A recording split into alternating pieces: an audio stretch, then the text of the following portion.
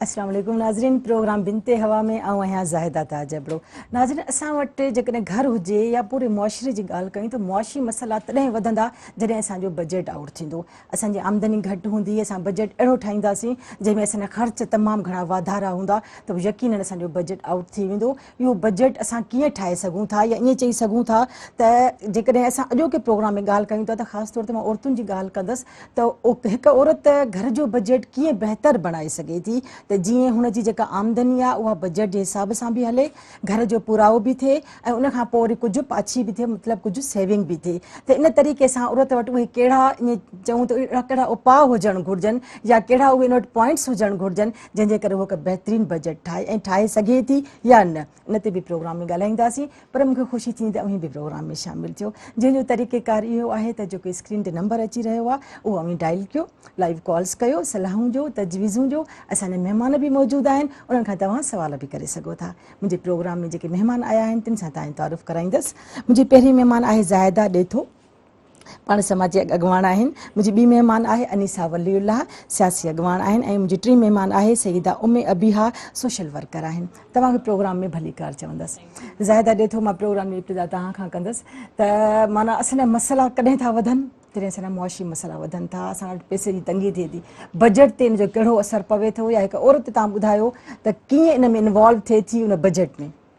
महिरबानी ज़ाहिदा, अॼु जेको तव्हांजो टॉपिक आहे ॾाढो अहम आहे ऐं ख़ासि करे असांजी उन्हनि औरतुनि जे लाइ जेके घरनि में वेही पंहिंजी बजट ठाहिनि थियूं हर महीने, उनखे कीअं ॾिसनि थियूं, इन ते डिस्कशन इलाही ज़रूरी हो। छो त असांखे हिकिड़ियूं औरतूं आहिनि जेके प्रोफेशनल जेके ॿाहिरि निकिरनि थियूं, कमाइनि थियूं ऐं पोइ वरी जेके घर जा कमकार अची मैनेज बि कनि थियूं ऐं ख़र्च पंहिंजा हिसाब किताब अलॻि रखनि। हिकिड़ियूं औरतूं उहे आहिनि जेके असां वटि ॿाहिरि जो कमकार कोन थियूं कनि, घर में हलाइनि थियूं, पर उन्हनि खे बि जेका आहे सा बजट ठाहिणी थी पवे त पूरो महीनो उन्हनि खे ख़र्च कीअं हलाइणा आहिनि। त सॼो उहो ऐं ॿियो इहो आहे त असां वटि कुझु आहिनि जेके औरतूं जेके ॻोठनि में आहिनि जेके उहे पंहिंजे तौर ते जेके आहिनि पंहिंजी बजट जेके आहिनि ठाहिनि थियूं। हाणे इहो डिपेंड करे थो त हुननि जा पंहिंजा पंहिंजा तजुर्बा कीअं रहिया आहिनि ऐं उन्हनि जो जेको आहे सो फ्यूचर में उहो छा थियूं करणु चाहिनि ऐं उन्हनि जे हवाले सां उहो पंहिंजी बजट हर को घर जी ठाहे थो।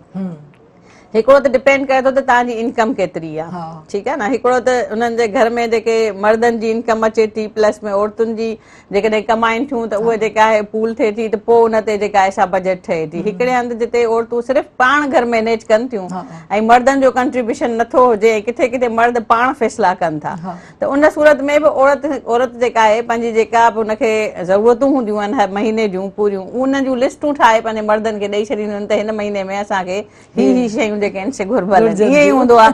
ऐं हाणे त इहो आहे त मायूं पाण बि शॉपिंग करणु वञनि थियूं, महीने जी पूरी जेका आहे सा उहो ग्रॉसरी करे अचनि थियूं बजट खां वधीक। हा, बजट खां बहरहाल हिकिड़ियूं त शयूं इहे आहिनि जेके लाज़मन तव्हांखे खपनि, उहे तव्हांजे लाइ जेके आहिनि से जीअं तव्हांजे लाइ अंडा थी विया, ब्रेड थी वई, अटो थी वियो, चांवर थी विया, भाॼियूं थी वयूं, उन खां सवाइ जेके आहिनि से गोश्त थी वियो। हाणे असां वटि ख़बर अथव छा हिकिड़ी शइ आहे त हिकिड़ो माण्हू आहिनि, कुझु माण्हू आहिनि जेके उहे महीने जी ख़रीदारी नथा कनि, उहो माना उन्हनि जो डे टू डे जो बिज़नेस हूंदो आहे त डेली वठी अचिणो आहे ऐं डेली जेको आहे सो उनजी कंज़प्शन हूंदी आहे। उन में नुक़सानु इहो आहे त भई जेके तव्हांजा पैसा आहिनि उहे डेली केतिरा जेके आहिनि ख़र्च थी था वञनि। हिकिड़ा माण्हू आहिनि जेको ॿधो सौदो महीने जो वठी अची राशन जेको आहे सो रखी था छॾनि, हुन में अटो चांवर दालियूं थियूं, इन खां सवाइ ॿियूं शयूं थियूं जीअं मसाला थिया, ॿियूं शयूं थियूं, उहो उन्हनि खे वठी अचिणो हूंदो आहे, उहो वठी अची रखी छॾींदा आहिनि। उन खां पोइ जेका डेली सब्ज़ी आहे या ॿियूं आहिनि उन्हनि जी बि उन्हनि खे बजट ठाहिणी पवंदी आहे त पूरे महीने में असां केतिरा पैसा जेके आहिनि से ख़र्च कंदासीं। सो असां जेको असां मां सम्झां थी जेको असां जिते असांजी हिकिड़ी वॾो गैप आहे उहो इहो आहे त असां मंथली जेके शयूं वठूं था उन्हनि जो कोई हिसाब किताब रखंदा ई कोन आहियूं। उहो जनरली असां ईअं वञी परचेस कंदा आहियूं त असांखे हिन जेके आहिनि से शयुनि जी ज़रूरत हूंदी आहे, पर जेकॾहिं औरतूं पंहिंजे घर में ॾिसनि त असांजी लास्ट मंथ जेका आहे सा केतिरी असांजी ग्रॉसरी जेका आहे सा थी वई, ख़र्च थी वई, बचत केतिरी आहे, उन खां पोइ नेक्स्ट मंथ में असांखे छा करिणो आहे ऐं उन खां पोइ उन पैसनि मां केतिरा पैसा हू पंहिंजे जे लाइ सेव करे सघनि थियूं जेके उन मां बचनि था, जेके उन ॿियनि शयुनि में ॿारनि में हिते घर जे ॿियनि या जेके तव्हांजा बिल आहिनि, तव्हां वटि लाइट जो वॾो बिल अचे थो, तव्हां वटि गैस जो बिल अचे थो, तव्हांजा जेके वाटर जो जेको बिल आहे उहो तव्हांखे पे करणो हूंदो आहे। किथे किथे माण्हू रेंट ते रहनि था, उन्हनि जेको आहे सो रेंट जो बि जेको घरनि जो आहे उहो बि उन्हनि खे पैसा ॾियणा हूंदा आहिनि। त इहो सॼो हिकिड़ो जेकॾहिं असां मजमूई तौर ते ॾिसूं त हिकिड़ो वॾो कम्पलेक्स सिस्टम आहे न असां वटि हर फैमिलीअ जो। हिकिड़े हंध ते हिकिड़ो कमाइण वारो आहे ऐं 8 ॼणा पोयां खाइण वारा आहिनि, त उनजी बजट जेका आहे सा डिफरेंट हूंदी। ऐं हिकु जॻह ते जेके आहिनि से 8 माण्हू आहिनि, उन मां 4 कमाइनि था, 4 खाइनि था, त उन्हनि जे लाइ जेका आहे सा बजट डिफरेंट थी सघे थी। त इन्हनि सभिनी शयुनि खे नज़र में रखी ई औरतुनि खे पंहिंजी बजट ठाहिणु खपे। पर असां वटि जेके पढ़ियल लिखियल औरतूं आहिनि उहे त ख़ैर पंहिंजे हिसाब सां हर महीने जी प्लानिंग कनि थियूं, पर ॿियूं मायूं जेके घर में वेठियूं आहिनि उन्हनि खे शायदि अंदाज़ो ई कोन हूंदो त महांगाई केतिरा % वधी वई आहे। ऐं उहो जॾहिं बजट ठाहे पंहिंजे हुनखे लिस्टूं ठाहे पंहिंजे मर्दनि खे ॾींदियूं आहिनि त उहो बि शॉक थी किरी पवंदा आहिनि, एॾी महांगाई आहे। सो इन्हनि सभिनीनि शयुनि खे मुंहिंजो ख़्यालु इहो आहे त असांखे इन ते सभिनीनि खे सोचणु घुरिजे, छो त औरत जो वॾो कंट्रीब्यूशन आहे घर हलाइण। जेतिरी ख़बर हिकिड़ी औरत खे आहे ओतिरी शायदि मर्द खे कॾहिं पइजी बि न सघे त केतिरो जेको आहे सो ख़र्च थिए थो घर में, ऐं कीअं हुनखे या जेके सॼा घर जा कारोबार आहिनि कीअं औरत मैनेज करे थी। त इन जे करे उनजी वसी नज़र आहे ऐं उनखे, ऐं काफ़ी औरतूं मूं ॾिठियूं आहिनि जेके इन मामले में ॾाढियूं होशियार हूंदियूं आहिनि। हर महीने प्लानिंग करे मर्दनि खां पैसा वठी छॾींदियूं आहिनि त भाउ इहे ख़र्च त न हिन दफ़े 15-20 हज़ार जो थींदो, उहे वठी छॾींदियूं, पोइ 10,000 जो सामान वठंदियूं, 10,000 रखी छॾींदियूं।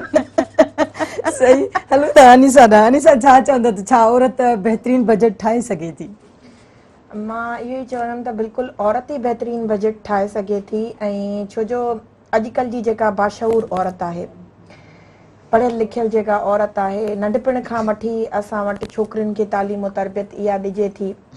ऐं जेके अॼुकल्ह जूं जेके छोकिरियूं आहिनि, ख़ासि कर जेके प्राइवेट स्कूल्स में पढ़नि थियूं, वॾनि कॉलेजिस यूनिवर्सिटीज़ में पढ़नि थियूं, शुरू खां वठी मतिलबु उन्हनि खे इहा ट्रेनिंग मिले थी त पंहिंजे वालदेन सां गॾु, पंहिंजे वॾनि भेनरुनि भाइरनि सां गॾु उहे पाण शॉपिंग करणु वञनि थियूं, मार्केट मां शयूं वठणु वञनि थियूं। वेंदे अगरि स्टार्ट कजे स्कूलिंग खां वठी त छोकिरियुनि खे स्पेशली ॾिठो वञे त स्टेशनरी जो, पंहिंजे बुक्स जो, पंहिंजे बैग्स खां वठी मतिलबु हू पंहिंजी हर परचेज़िंग पाण कनि थियूं।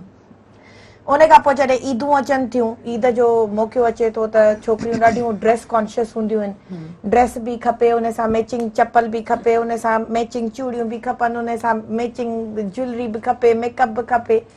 त इन ई एज खां वठी असां ॾिसूं न त अॼुकल्ह जे छोकिरियुनि में उहा अवेयरनेस अची वई आहे त उन्हनि खे हिकिड़ी हिकिड़ी शइ जो रेट ख़बर आहे। यानी मां त इहो ॾिसंदी आहियां, इवन मुंहिंजूं छोकिरियूं ई ईद खां पहिरीं मतिलबु चवंदियूं आहिनि त असांजी शॉपिंग जे लाइ त रुॻो हिकिड़ी हिकिड़ी चवंदी आहियां, असांजी शॉपिंग लाइ 10,000 अलॻि करे रखिजो। बाबा 10,000 में छा ईंदो? 10,000 में कपिड़ा, जुती, चूड़ियूं, हिन जी हेतिरी क़ीमत, हिन जी हेतिरी क़ीमत। मूंखे हैरानी थींदी आहे त इहे 6th 7th क्लास जी छोकिरियुनि खे अॼु एतिरी अवेयरनेस आहे। इहा हिकिड़ी बजट मेकिंग आहे न, त यानी पंहिंजियुनि शयुनि जी जेका बजट हू ठाहिनि थियूं, त उहे ई छोकिरियूं आफ्टर मैरिज ॾिठो वञे त हुननि खे सभु ख़बर हूंदी आहे असांजे घर जी जो अटो केतिरे जो आहे, दाल केतिरे जी आहे, चांवर केतिरे जा था अचनि, ग्रोसरी केतिरे जी थी अचे। ऐं हाउस वाइफ खां खे त छॾियो, उन्हनि खे बि तमामु घणो नॉलेज आहे, पर जेके ॿाहिरि वर्किंग विमेन्स आहिनि उहे मोस्टली ॾिठो इहो ई वियो आहे त पंहिंजे ऑफिस खां या पंहिंजे ड्यूटी खां वापसी में घर जो सौदो सल्फ पाण वठियो ईंदियूं। मर्दनि खे ख़बर बि नाहे हूंदी, इवन मर्दनि खे रेट्स जी बि ख़बर नाहे हूंदी।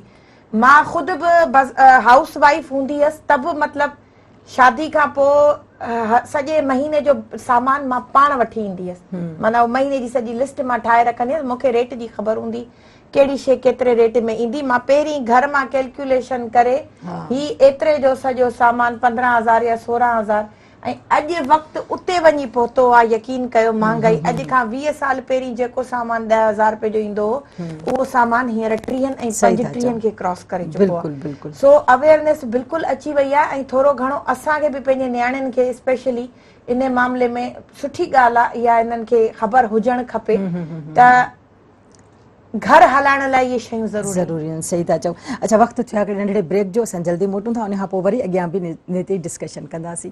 नाज़रीन, वक़्तु थियो आहे नंढड़ी साईअ जो, असां जल्दी अचूं था, मेरान सां गॾु रहिजो।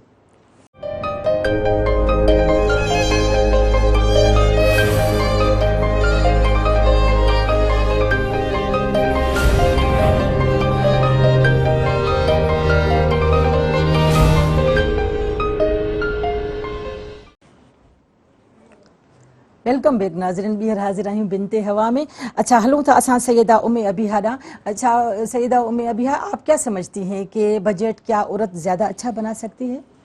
सबसे पहले तो तमाम तर तारीफ़ें खुदा के लिए, उसके बाद तमाम तर दुरूद व सलाम मोहम्मद व आले मोहम्मद के लिए।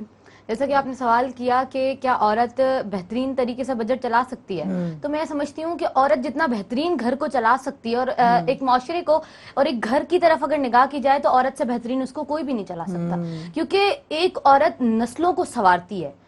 एक माँ बेहतरीन है तो औलाद बेहतरीन है, और तरबियत करने वाली माँ है। बाप कमा के लाता है लेकिन माँ तरबियत करती है। तो सबसे पहले तो हमें औलाद को ये बताना चाहिए कि कम खर्चे में, लाइक हम सिंधी में कहते हैं कि बेन जो मगलो डिसी पहनी झुपड़ी की ना साड़जे, यानी दूसरों का बंगला देखकर अपने घर को आग नहीं लगानी चाहिए। परवरदिगार सूरह अराफ में फरमाता है आयत नंबर 31 में कि खाओ पियो मगर इसराफ न करो। खाओ पियो जितना तुम्हारा दिल चाहता है, जितनी तुम्हें खुदा ने हैसियत दी है उतना खाओ, लेकिन हैसियत से बढ़कर जब औरत चलती है तो कभी भी हमारा घर बेहतरीन नहीं बन सकता, कभी भी अच्छा नहीं चल सकता। अगर हम माजी की तरफ देखें, अगर हम तारीख की तरफ देखें, तो जनाब ज़हरा सलामुल्लाह अलैहा की जिंदगी में देखें कि 3 दिन फाके पे थी बीबी ज़हरा सलामुल्लाह अलैहा। मौला अली अलैहिस्सलाम फरमाते हैं कि ज़हरा तुमने कोई शिकायत क्यों नहीं की? तो बीबी फरमाती हैं कि मुझे मेरे बाबा ने तरबियत दी थी कि ज़हरा कभी अली से ऐसा सवाल न करना कि तुम उससे मांगो और वो न दे सके और उसके चेहरे पे परेशानी आ जाए। यानी अगर आप देखें कि बाप तरबियत कर रहा है बेटी की ऐसी, और जब अगर बेटी की तरबियत ऐसी होगी तो औरत से बेहतरीन बजट, औरत से बेहतरीन तरीके से घर कोई भी नहीं चला सकता। बिल्कुल बिल्कुल, यही और यही सोच होनी चाहिए कि हमें बजट बनाना है और किस तरह से बनाना है। अच्छा, हलूं था असां ज़ाहिदा ॾांहुं। ज़ाहिदा, जेकॾहिं असां बजट जी ॻाल्हि कयूं था त औरत बजट ठाहे थी, त उन में मर्द जो केतिरो किरदारु आहे? मर्द जो मुंहिंजे ख़्याल में वॾो किरदारु आहे, छो त असां वटि घणो करे जेके आहिनि असां वटि फैमिलीज़ आहिनि, उन्हनि में सपोर्ट जेका असां मर्दनि जी आहे, उहो ई कमाइण वारो जेको आहे सो मर्द ई आहे बेसिकली, मोस्टली असांजी फैमिलीज़ में। त उन जो वॾो हिसो हुजे थो, ज़ाहिरी ॻाल्हि आहे उहो पैसो ॾिए थो, ऐं किथे किथे उहो पाण जेको आहे सो हुनखे जेको आहे सो हेल्पिंग हैंड हूंदो आहे हुन औरत जो, वठी वञणु घर में जेको आहे सो माउ खे या भेणुनि खे या ज़ाल खे जेको आहे सो हुनखे पैसा ॾियण जो सॼो कमु जेको आहे सो हुन मर्द जो आहे। या इहो झलनि त हीअ शइ असांजे बजट खां आउट थींदी या हीअ असांजे बजट में अचे थी, इहे ॻाल्हियूं सम्झाइण बि मर्द जो ई कमु थिए थो घणे क़दुरु। न त औरत नथी सोचे, मां ॾिठो आहे घणे क़दुरु नथी सोचे। उहो चए थी मूंखे बसि घर जे लाइ हीअ शइ घुरिजे त घुरिजे, हाणे इहा शइ घुरिजे थी त उन जे लाइ एतिरी आमदनी त हुजणु घुरिजे न। इहा ॻाल्हि घणे क़दुरु मर्द चवंदो आहे त असां मर्दनि सां वरी जेकॾहिं तव्हां ॻाल्हायो था, जेकॾहिं के मर्द करप्शन कंदा चवंदा असां उहो औरतुनि जे करे था कयूं, बिल्कुलु चवंदा आहिनि, छो त उहो असांखे जेको आहे सो प्रेशराइज़ कमु थींदो, असांखे ही शयूं जेके आहिनि से वठणियूं आहिनि। न तव्हांखे नथो लॻे? मुंहिंजे ख़्याल में त औरत इहा का हक़ीक़त कोन्हे, जेकॾहिं हू पाण स्टैंड वठी वई सही नमूने सां औरतुनि खे, जेको तव्हां सम्झाइण वारी ॻाल्हि कई न त मूंखे उन तां यादि आयो त जेकॾहिं उहो सही नमूने सां सम्झाइनि पंहिंजे घरवारनि खे त मुंहिंजे ख़्याल में कन्विंस करे सघनि था, पर बजाए न थिए जो उन्हनि खे कन्विंस करण जे तव्हां जेको आहे सो रिश्वत वठणु शुरू कयो ऐं घर जा जेके एक्सपेंडिचर पूरा कयो, त इहो बि हिकिड़ी ग़लति ॻाल्हि आहे न। त उन मुंहिंजे ख़्याल में औरतुनि खे बि इहा ॻाल्हि सम्झणु घुरिजे त जेके ज़रूरत जूं शयूं आहिनि से त तव्हांखे वठणियूं आहिनि, उन ते त तव्हांजो कंप्रोमाइज़ आहे ई कोन, पर जेके एक्स्ट्रा शयूं आहिनि, फॉर एग्जाम्पल असां जेको आहे इलाही ईअं एक्स्ट्रा पैसा जेके आहिनि से वेस्ट कंदा आहियूं कपिड़नि ते, शयुनि ते, डेली कंज़प्शन जूं जेके शयूं आहिनि उहे एक्स्ट्रा वठी छॾींदा आहियूं। वरी ब्रेड वठी छॾीसीं, न यूज़ थी उछले छॾी, वरी शइ ॿी वठी आयासीं, ठीकु आहे। त इहे शयूं अहिड़ियूं आहिनि जिन खे सम्झणु घुरिजे त इहे असांजी को एतिरी ज़िंदगीअ में एॾो को ज़रूरी शयूं न आहिनि त असां जेको आहे सो एतिरो पैसो इन्हनि ते ख़र्चु कयूं, पर छा आहे जो इहो असांखे हिकिड़ो त उहो जेको आहे मीडिया, हिकिड़ो कंपटीशन, हिकिड़ो माइंड जी पाण में जेके कचहरियूं आहिनि उन्हनि जे करे दिमाग़ ख़राब थी थो थिए। सो इन करे इहे जेके एक्स्ट्रा पैसा आहिनि इन्हनि इहे जेके आहिनि से मैनेज करणु ॾाढा ॾुखिया आहिनि। ख़ासि करे हींअर बिजलीअ जा बिल आहिनि जेके, उहे एतिरा तबाह कोन आहिनि जो मां पाण सोचींदी आहियां त जेके तव्हां महीने में 25-30 हज़ार बिजली जो बिल था ॾियो एसी हलाइण जी सूरत में, त तव्हांजी इनकम जो माना केतिरा पैसा जेके आहिनि से सिर्फ़ु लाइट ते ख़र्च था थियनि, ठीकु आहे, गैस ते अलॻि थियनि तव्हांजा पैसा ख़र्च, उन खां पोइ तव्हांजे जेके ॿियूं जेके ग्रोसरी ते जेको ख़र्च थिए थो उहो त ज़रूरी आहे जेको करिणो आहे, उन खां पोइ तव्हां वटि बचे ई छा थो जो तव्हां हुनजे लाइ कुझु जेके ॿियो कुझु सोचो असांखे ॿियो कुझु करिणो आहे। सो इन करे मुंहिंजे ख़्याल में जेका अहम ॻाल्हि आहे न हिन में औरतुनि जे लाइ असां सम्झूं था त असां सभिनी खे उहा प्रैक्टिस करणु खपे त असां पंहिंजो लिमिटेड शयुनि जो ऐं जेके ज़रूरी शयुनि जो बजट जेको आहे सो पहिरीं सां प्लान करे छॾियूं त असांखे इहो शयूं त असांखे वठणियूं आहिनि, पर जे इन खां पोइ पैसा असां वटि बचनि था त पोइ असां जे सेविंग जो त कंसेप्ट ई कोन रहियो आहे हाणे असां वटि न। किथे आहिनि एॾा पैसा जो माण्हू वञी बैंकुनि में रखंदा हूंदा, जेके थोरा घणा बचंदा हूंदा उहो कपिड़नि ते जूतनि ते शयुनि ते ख़र्च थींदा हूंदा या जेको मेकअप ते ख़र्च थींदा हूंदा। सो इन करे इहे जेके आहिनि से उन करे ज़रूरी आहे त पहिरीं असां बजट ठाहियूं। बजट ठाहिण जो अमल जेको आहे न उहो अहम आहे, जेको असां वटि ठहे नथो। कुझु शयूं त जेके कुझु मायूं कनि थियूं प्रैक्टिस इहा, पर हीअ प्रोग्राम करण जो मक़सदु बि इहो त इहा प्रैक्टिस असांखे हर महीने करणु खपे ऐं इहा इलाही ज़रूरी आहे। जेकॾहिं असां इहा कंदासीं त असांखे ख़बर पवंदी त अहम शयूं कहिड़ियूं आहिनि जेके असांजे लाइ ज़रूरी आहिनि ऐं कहिड़ियूं अहिड़ियूं शयूं आहिनि जेके अहम न आहिनि जिन खे असां छॾे सघूं था, जंहिंजे करे असांजी ज़िंदगीअ ते को असरु नथो पवे। सही। अच्छा अनीसा, भला जेकॾहिं हिकु औरत बजट ठाहे थी त हुन जे लाइ कहिड़ियूं शयूं अहम आहिनि जिन खे नज़र में रखी? सभ खां पहिरीं त मां सम्झां थी त किफ़ायत शुआरी तमामु ज़रूरी आहे। त इहा ई ॻाल्हि आहे त जीअं घर में गिहु पयल आहे या चांवर पयल आहिनि ऐं हर महीने केतिरनि औरतुनि खे ख़बर ई न हूंदो आहे त मुंहिंजे घर में ही शयूं स्टॉक डबल शयूं वेंदियूं आहिनि, कीड़ा लॻी वेंदा आहिनि, सेवारजी वेंदियूं आहिनि। इहो मां सम्झां थी त इहो पैसनि जो बि इसराफ़ आहे ऐं शयुनि जो बि इसराफ़ आहे। इहे शयूं जेके असां वटि स्टोर थींदियूं थियूं वञनि, इहो अगरि ॾिठो वञे त हर तरह सां ग़लति आहे। उहे वीचारा माण्हू, ग़रीब माण्हू जिन वटि हिकिड़े वक़्त जी मानी खाइण लाइ कोन्हे, बहितर आहे त असां स्टोर कयूं इन खां उन्हनि ताईं पुॼायूं। इहो बि करे सघे थी, इहो बि हिकिड़ी औरत जी सोच हूंदी आहे। ऐं बजट जॾहिं ठाहे उहा जॾहिं घर जो सौदो सामान वठे त पहिरीं इहो ॾिसी वठे त मूं वटि कहिड़ी शइ पई आहे ऐं औरत खे ख़बर हूंदी आहे त हीअ शइ हेतिरा ॾींहं हली वेंदी। हिकिड़ी छो जो शुरू खां वठी रधो पको करे थी या XYZ का बि शइ, शैम्पू आहे, फेस वॉश आहे, केतिरियूं हर महीने घुराईंदियूं वेंदियूं आहिनि। त इहो जेको आहे ज़रूरी आहे न, ईअं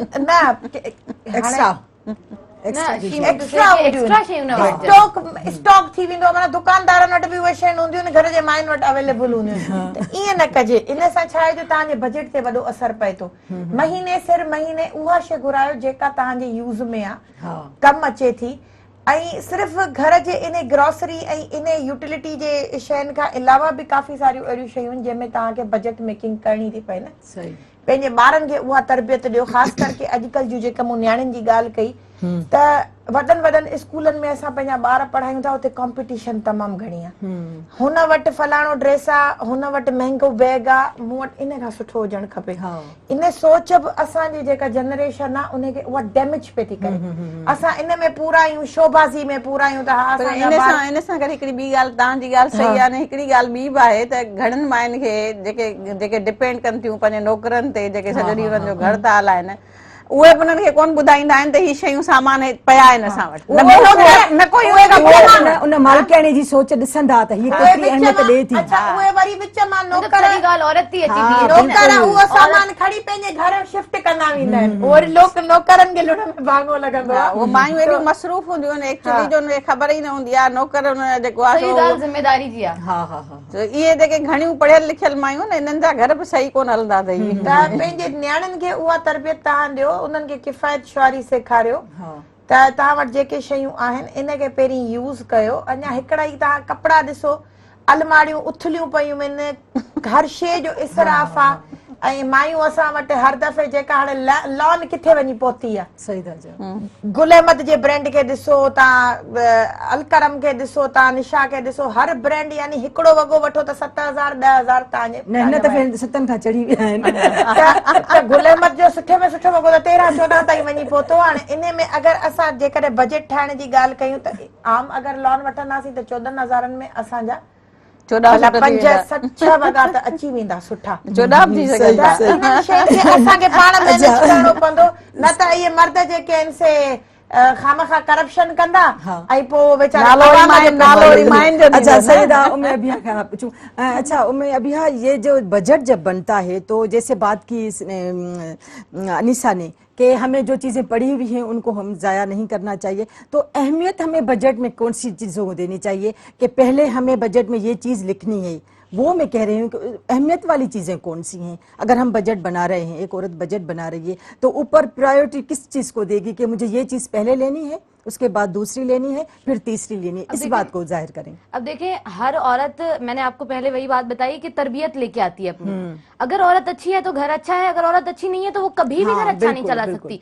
सबसे पहली बात कि अपनी औलाद की तरबियत करें, उनको सिखाएं, ठीक है। उसके बाद जब औरत घर चलाती है, बजट में आपने सवाल किया कि किस चीज को पहले तरजीह दे, इन्होंने वही सारी बातें की कि जो एक्स्ट्रा चीजें पड़ी है वो हम क्यों लें, लेकिन उन्होंने फिर कहा कि अगर नौकर घर चला रहे तो जिम्मेदार औरत की जिम्मेदारी है कि वो अपना घर देखे।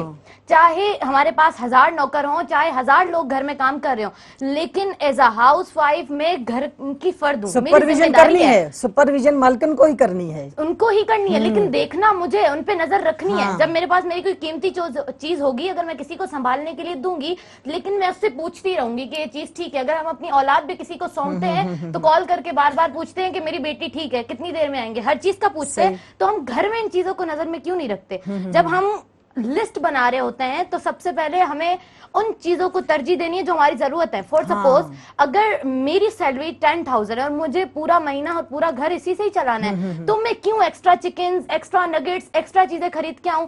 क्यों मैं ना दाल और ये आम थी, क्योंकि अगर हम आयमा की जिंदगी में देखें तो उन्होंने भी फाकों पे भी गुजारा किया है, लेकिन एक्स्ट्रा नहीं किया। अगर हम एक्स्ट्रा करते हैं तो हम क्यों ना उस एक्स्ट्रा में से, अगर मैं एक जोड़ा खरीद रही हूँ और एक एक्स्ट्रा खरीद रही हूँ, क्यों ना मैं किसी और को दे दूं? अगर आप बीबी ज़हरा सलामुल्लाह अलैहा की जिंदगी में देखें, बीबी ज़हरा सलामुल्लाह अलैहा ने अपनी शादी का लिबास दे दिया था, दरवाजे पे सवाल ही आया था।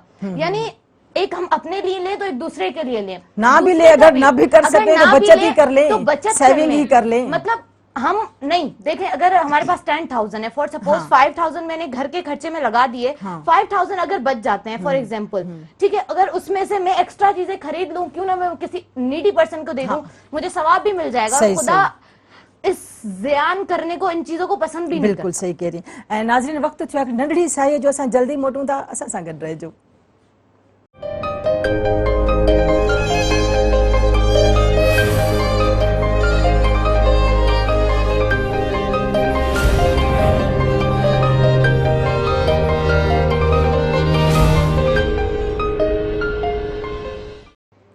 वेलकम बैक नाज़रीन, ॿीहर भली कार बिनते हवा में हलूं था असां ज़ाहिदा ॾांहुं। ज़ाहिदा अक्सर चयो वेंदो आहे त जेके औरतूं आहिनि उहे फज़ूल ख़र्च आहिनि। जॾहिं उहे फज़ूल ख़र्च आहिनि त पोइ बजट कीअं ठाहींदियूं?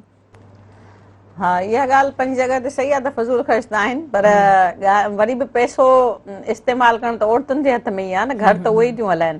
त ज़ाहिरी ॻाल्हि आहे बजट मेकिंग बि औरतुनि खे ई करणु खपे, कनि बि थियूं असां वटि। तव्हां मूं इलाही अहिड़ियूं औरतूं ॾिठियूं आहिनि जेके बिल्कुलु बि पढ़ियल लिखियल न आहिनि, पर उन्हनि जो घर वञी ॾिसो न तव्हां, त हू उन्हनि जो बजट जेका प्लान आहे उहो एॾो ज़बरदस्त हूंदो आहे, उन में उनजी पढ़ाइनि जो को कंट्रीब्यूशन कोन्हे, उहो उन्हनि जो जेको कॉमन सेंस आहे, उन्हनि खे जेको पंहिंजो हिकिड़ो विज़डम आहे, उहो जेको आहे उन्हनि जो कमु थो अचे। इन करे मां सम्झां थी त ईअं बि न आहे त औरत हरू भरू का फज़ूल ख़र्च आहे, पर माना किथे न किथे ज़ाहिरी ॻाल्हि आहे, उहो माना इंसान आहे, किथे न किथे कंप्रोमाइज़ करे सघे थी, पर ईअं न आहे त उन जेको आहे घर जे मामले में जेके पैसा आहिनि उहे फज़ूल थी विञाए, पर जेको घर खे असल में मैनेज करे थी न, उहा औरत ई करे थी। इन करे बजट में उनजो वॾो किरदारु आहे त उहो घर खे कीअं सही नमूने सां मैनेज करे थी। इलाही मायूं आहिनि जेके अफोर्ड नथियूं करे सघनि, उहे नौकर घर में कोन थियूं रखनि, उहे सॼो कमु पाण थियूं कनि, सिर्फ़ु इन करे त भई उन्हनि खे जेको आहे पंहिंजे घर में जेके ज़रूरी जेके शयूं आहिनि उहे उन्हनि खे कढणियूं आहिनि त उहे किथां ईंदियूं। सो इन करे जेके शयूं अफोर्ड करे सघनि था उहे जेके आहिनि से पंहिंजे घर में नौकर बि रखनि था ऐं जेको आहे उन्हनि खे पैसा बि ॾियनि था, ऐं उनजे करे बि जेको आहे इलाही सारो बजट ते बि असरु पए थो। मां सम्झां थी त इहे अॻे बि ॾिसो न, औरतूं जेके आहिनि से पंहिंजे घरनि जा कम बि कंदियूं हुयूं, ॿाहिरि बि कमु कंदियूं। हींअर बि असां वटि ॻोठनि में तव्हां ॾिसो त औरतूं जेके लाॿारनि ते बि वञनि थियूं ऐं जेके आहिनि से फुटियूं बि चूंडनि थियूं, मिर्च बि चूंडनि थियूं, सॼो ॾींहुं ॿाहिरि लॻाइनि थियूं, ऐं उनखां पोइ घर अची घर जा इंतज़ाम बि सभु हलाइनि थियूं, ऐं उहे पैसा जेके आहिनि से जेके हू कमाइनि थियूं उहे बि घर जी बजट ते उहो ख़र्च कनि थियूं। त असां इहो कोन था चऊं त औरत रुॻो फज़ूल ख़र्च आहे, पर उहो औरत जो जेको कंट्रीब्यूशन आहे न घर में, उहो तव्हां जेको आहे ॾिसंदव त 90% आहे मर्द जो कंट्रीब्यूशन घर में सिर्फ़ु घर के 10% ठाहिण आहे। ऐं ख़राब करण वारी 10% अक्सर आहे। मायूं वीचारियूं ऐं विसी क्लेम मर्द विझंदियूं। कंदो आहे त उहो तो घर हलाए सिर्फ़ु इन विसी विझंदियूं, ॿ टे पैसा बिल्कुलु। बचाईंदियूं, इहे औरत ई कयो आहे, हा। कॾहिं बि मर्द न कयो आहे इहो बिल्कुलु। सभु ऐं हुननि खे जेको ॾिसो न फुटिन जो 100 रुपया बि जेको मिलंदो हूंदो डेली जेको औरतूं कमाए थियूं वञनि न, उहो 100 रुपीज़ बि उहे घर में ख़र्च कनि थियूं। हा। त उन्हनि खे पंहिंजे घर जे लाइ जेको आहे सो वॾो हिकिड़ी केयर आहे। ज़ाहिरी ॻाल्हि आहे जेकॾहिं को घर आहे त उहो सिर्फ़ु औरत जे ई करे तव्हांखे जेको आहे सो सही नज़र अचे थो। अगरि जंहिं घर में तव्हां ॾिठा हूंदा जेके मर्द आहिनि उन्हनि जो तव्हां बजट करे वञी ॾिसो त तव्हांखे ख़बर पवंदी त उहे कीअं बजटिंग था कनि। हुननि जा डेली एक्सपेंडिचर हूंदा आहिनि, हुननि जी का बजट प्लानिंग कोन हूंदी आहे, न ई हुननि जा जेके आहिनि से को सही घर मेंटेन थियल हूंदो आहे। औरत जे करे ई घर मेंटेन थिए थो, त औरत जो त वॾो कंट्रीब्यूशन आहे हिन में। सही। अच्छा अनीसा, अक्सर असां वटि इहो ई ॾिठो थो वञे त मर्द कमाए थो, घर में पैसा ॾिए थो, ऐं घणे क़दुरु औरतुनि खे चवनि था बाबा हाणे पैसा हलाइणा अथव, बजट ठाहिणो अथव, कमाइण वारो हो, बजट ठाहिण वारी हीअ, पोइ बि हुनखे एतिराज़ु न आहे, छा करे थी छा न? जेकॾहिं औरत ईअं मर्द खे ॾेई छॾे, छा एतिराज़ु न कंदी? न, केतिरियूं अहिड़ियूं औरतूं बि आहिनि जेके कमाए अची मर्दनि जे हथनि ते पैसा रखनि थियूं, हा। पोइ बि हू बजट हलाइनि थियूं। अहिड़ियूं बि ऐं औरतूं मर्द असां मर्द वटि आहिनि। एतिराज़ु कनि था। ऐं हा, जेके ॿाहिरि कमाइण वारियूं औरतूं आहिनि उन्हनि खे उन्हनि जी कमाई ते एतिराज़ बि थिए थो। 100 में कोई 10% असां अहिड़ियूं औरतूं ॾिठियूं हूंदियूं या अहिड़ा हस्बैंड्स ॾिठा हूंदा जेके औरत खां हुनजी कमाई नथा वठनि। बसि ठीकु आहे, तो जेको कमायो 10% न 2% बि हूंदा त हलो, हाणे मां त त ईअं वरी बि कोन 10% चवां थी, पर हाणे त अॼुकल्ह जी औरत त मां सम्झां थी जेको पाण कमाए थी उहो पंहिंजे हथ में रखे थी। पुराणे ज़माने में ईअं हूंदो हुयो, इवन मुंहिंजी वालदा जेको आहे सो लेक्चरर हुई, ऐं मूं हुनखे हमेशह इहो ई ॾिठो त हुन जेको बि कमायो मुंहिंजे वालिद साहब जे हथ ते अची रखी छॾींदी। हू डेली जो किरायो या डेली जो जेको 100 रुपया या 200 रुपया बि हुन खां वठंदी। त अहिड़ियूं बि औरतूं असां ॾिठियूं, ऐं उन्हनि खां असां सिखियोसीं बजट ठाहिण, घर हलाइण। त अॼुकल्ह इहा शइ किथे बि ॾिसण में नथी अचे। बहरहाल मर्द खे बि इहा शइ खपे त जेकॾहिं औरत ॿाहिरि कमाए थी, सख़्तु महिनत करे थी, औरत जी टफ जॉब आहे ॾाढी। ॿाहिरि जी ज़िमेदारियूं पूरियूं करण खां पोइ हूअ घर में बि अची 100% ॾिए थी। सही। सभु कमु करे थी, किचन जो हुजे, ॿारनि जी देखभाल हुजे। त इन हिसाब किताब में मर्द खे बि खपे त हुनखे थोरो सो रिलीफ ॾे ऐं हुनखे हुनजे ख़र्च में आज़ादी हुजणु खपे। त आया हूअ हिकिड़ी ॿाहिरि वर्किंग वूमन आहे, ज़ाहिर हुनखे कपिड़ो बि खपे, हुनखे ॿाहिरि हिकिड़ो सुठो पंहिंजे पाण खे गेटअप बि रखिणो आहे। इन्हनि सभिनि शयुनि जे लाइ हुनखे पंहिंजे पाण खे बि मेंटेन रखिणो आहे। सही। ऐं मेंटेनेंस लाइ हुनखे इहा बजट पंहिंजे मथां हर माण्हूअ खे ख़र्च करण जो मां सम्झां थी पूरो हक़ हासिल आहे, पर जेको आहे सो पंहिंजी चादर ॾिसी उन हिसाब सां पेर छॾणु। सही था चओ। सही था। उमे अबिया खां था पुछूं त उमे अबिया अक्सर असां वटि जेके वर्किंग वूमन उहा जेका जॉब करे थी, अक्सर चवंदी आहे इहे पैसा मूं वटि ई रहनि। जीअं हाणे अनीसा चए थी त असांजी वालदा हूंदी, सभु पैसा ॾींदी हुई बाबा खे, पोइ उन खां 100 ॿ बि पाण वठंदी हुई, वरी हाणे मूंखे ख़र्चु करिणो आहे। पर अॼु जी जेका आहे लेडी छा उहा ईअं करे थी, उहा घणे क़दुरु चए थी मां कमायो आहे ऐं मां ई पंहिंजे हथ में रखंदसि। ऐं अक्सर मर्दनि खे ईअं बि चवंदियूं आहिनि त तव्हांजो कमु आहे, तव्हांजो फ़र्ज़ु आहे असांखे पालण, असां छो ख़र्चु कयूं? अक्सर मां अहिड़ियूं अगर हम देखें तो अगर मर्द और औरत दोनों को एक दूसरे को सपोर्ट करना चाहिए, एक दूसरे की सपोर्ट बन के रहना चाहिए, और सपोर्ट के बगैर कोई भी काम नहीं हो सकता। अगर हम अगर कामयाब हैं और अगर इस मकाम पे बैठे हैं तो हमारे माँ बाप का हाथ है। यानी अगर वो कहा जाता है कि हर कामयाब मर्द के पीछे एक औरत का हाथ होता है, तो एक कामयाब औरत के पीछे भी मर्द का हाथ होता है, क्योंकि तरबियत मिलती है उसको। तो अगर अगर देखा जाए, अगर जिंदगी के उसूलों में देखा जाए तो औरत ये सब क्यों करती है? जो हमें खिलाता है ना, वो हमसे सवाल भी करेगा। अगर खुदा दे रहा है तो खुदा हमसे सवाल भी करेगा, तुमने ये चीज जाया क्यों की? खुदा हमसे एक एक चीज का सवाल करेगा। रोजे कयामत खुद हमें मिलता है हदीसों में और वगैरह में, ते हर एक चीज पे खुदा सवाल करेगा। ऐसे ही अगर हमें मर्द खिला रहा है या अगर औरत कमा रही है खुद, तो उसके अंदर ये नहीं होना चाहिए कि मैं कमा रही हूं तो ये मतलब अगला बंदा मेरे ही हाथों में चले। जैसे मर्द चाह रहा होता है कि औरत सिर्फ मेरे हाथों में हो, अगर मैं इसको खिला रहा हूं तो ये जैसा मैं कहूंगा वैसा ही करे। तो ऐसा नहीं होना चाहिए। अगर आप किसी को खिला रहे हैं तो आप किसी पे एहसान नहीं कर रहे, आप दोनों एक दूसरे की सपोर्ट बन के रहेंगे तो ही घर अच्छा चलेगा, वरना मैं समझती हूँ कि घर अच्छा नहीं चल सकता। अगर आपका वो जो पूरा टॉपिक था उसका अगर मैं एक खुलासा दे सकूं कि अगर हम शुक्राने नेमत करें, अगर किसी नेमत का शुक्र करेंगे तो खुदा हमें दुबाला देगा। अगर रिस्क के हलाल कमाएंगे तो हमें खुदा और ज्यादा बढ़कर देगा। अगर खुदा की राह में देंगे तो खुदा हमें उसका डबल देगा।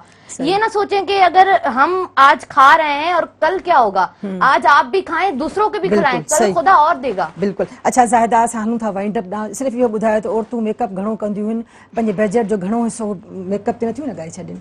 न ईअं त कोन्हे को घणो हिसो त ख़ैर कोन थियूं लॻाइनि पर जेकॾहिं कुझु एक्स्ट्रा पैसा आहिनि त उहो पंहिंजे ज़ाहिरी ॻाल्हि आहे उन्हनि जी ख़ुशी आहे तयारु थियनि उन्हनि खे इस्लाम बि हक़ ॾिनो आहे त तयारु औरतूं जेके आहिनि से पंहिंजो जेको आहे सो तयारु थी रही सघनि थियूं घर में त उहो ख़र्च कंदियूं त हिन में मुंहिंजे ख़्याल में को हर्ज बि कोन्हे को पर एक्स्ट्रा जो मतिलबु इहो आहे त को हरू भरू को हणी मारे पूरो करण वारो कमु आहे कोन आहे त ठीकु आहे ख़र्च करणु ठीकु आहे हिकिड़ी ब्रेक था वठूं उन खां पोइ वरी अचूं था इन ई टॉपिक ते नाज़रीन माफ़ कजो नाज़रीन माफ़ कजो असां हलूं था वाइंड अप ॾांहुं प्रोग्राम में तमामु घणी सुठी डिस्कशन थी ऐं तव्हां तमामु सुठियूं ॻाल्हियूं कयूं पर प्रोग्राम वक़्तु हाणे पुॼाणी ॾांहुं थो हले तंहिं करे पंहिंजे प्रोग्राम खे पुॼाणी ॾांहुं वठी हलंदासीं नाज़रीन तव्हां ॾिठो त असांजे जेकॾहिं महिमान जेके ॻाल्हियूं कयूं या असांजी पंहिंजी बि जेका इहा सोच आहे या जेका मुआशिरे में असां ॾिसूं था त जेकॾहिं बजट ठाहियो वञे थो उन लाइ अहमियत इन्हनि ॻाल्हियुनि जी आहे त घर में जेको अचे थो उनखे असांखे उन मुताबिक़ ई हलाइणो आहे वरी उहा ई मां ॻाल्हि कंदसि त जेकॾहिं असांजी हिकिड़ी 10,000 पघार अचे थी ऐं असां ख़र्चु सोचे वेठा हूंदासीं 12,000 जो त लाज़मी ॻाल्हि आहे इहा पूरत कोन पवंदी